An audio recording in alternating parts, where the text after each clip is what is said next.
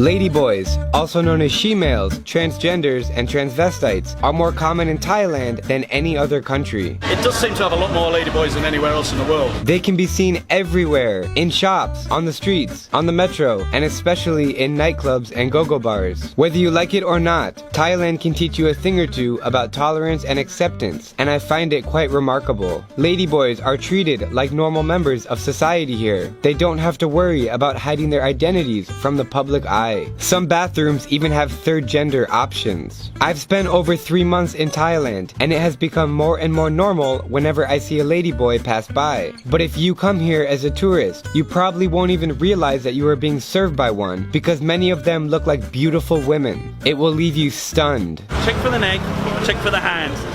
And if that's not done, look at their feet. They're always bigger than yours. I began to question why Thailand is so open to transgenders, whereas many other countries, including some of Thailand's neighbors, are moving in the opposite direction. My personal opinion is a lot of Thai guys especially are quite feminine anyway as a race. I think it's an easy transition for them. I think a Western ladyboy has to try very hard to be a ladyboy, a lot of them. You know, it's a big change. Through some research, I discovered that another reason for Thailand's acceptance lies in their religion, Buddhism. The practice of Buddhism teaches and promotes tolerance toward others, addressing itself to all people of any race, nationality, sexuality, or gender. In other words, it does not denounce homosexual behavior. As a result, ladyboys are not a new phenomenon in Thailand. There is actually proof of their existence in 19th century photographs. And when looking at Thailand's ladyboy culture of today, no place has a higher density than the coastal city of Pattaya. On the infamous walking street and side streets, ladyboys are found everywhere. Earlier today, I went to a ladyboy bar called Sensation to hear some of their stories. But first, let's start with this guy, the owner. My name's Scott, I'm from England, been living here about 6 years. This is Sensations, man. I was in a relationship with a ladyboy at one time. We've been separated about 2 years, but we still run the bar together, still good friends. Scott was nice enough to let me interview some of his workers. When did you become a ladyboy? When I'm 7 years old, 8 years old. 8 years old? For me, I think about 6 years old or 7 years old. I remember when I play with a girl in school and start to feeling like a lady.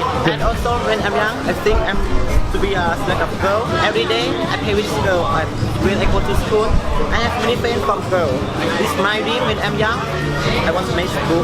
I couldn't help but wonder, was it easy to tell their parents? This open mind, this is no problem. If you want to be like girl, just be a good person. It's okay, no problem. Difficult for me because my dad don't like ladyboy.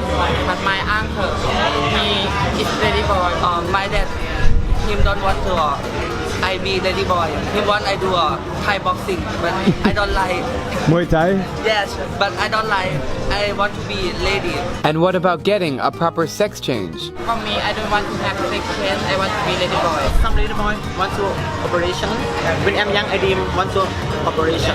But now, I changed my food. Not operation for me. Just my boob is so. When I first came to Thailand, I was slightly intimidated by ladyboys because I was scared to get approached by one. But then I realized that they are humble people and they merge together with other members of society. I hope the world can learn something about this video. And if you are one to judge them, I hope you'll think twice. I'm Drubinski, and if you like my travel videos, please click subscribe and join me as I plan to visit every country in the world.